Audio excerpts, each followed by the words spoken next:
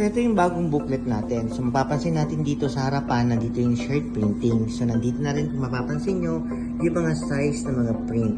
Ayan. And then, dito sa baba, nandito na rin yung mga types of shirts, and then, yung price niya. Okay? Kung dito, kung may logo, may A4, A3, yan. So, iba-ibang size. And then na rin yung mga prices. Dito naman sa pangalawa, yung vinyl color. Yan.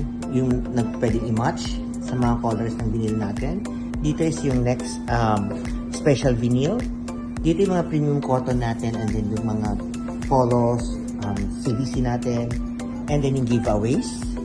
Dito na rin. So, iba na rin yung atake niya. And then, dito, family and couple. Yan. So, bago na rin siya. Then, dito, yung pang kids and pang barkada. Dito naman, yung mga born cities natin tsaka editables. Yan. So, mapapansin naman natin dito kung saan siya, yung mga editables natin, kung saan siya bagay. Pwede siya sa jacket, sa mugs, sa bags, tumbler, cups, pillows, and dito naman yung mga mugs natin and yung tumblers. Ayan. So, magkatabi sila. And then yung pang birthday natin.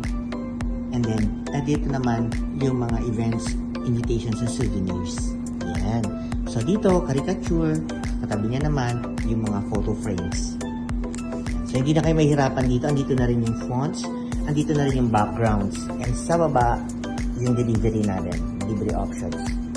Okay? So, dito, kung mapapansin nyo, may number dito. Ito kasi, ilalagay nyo dito yung numbers nyo. Okay? So, i-edit nyo to.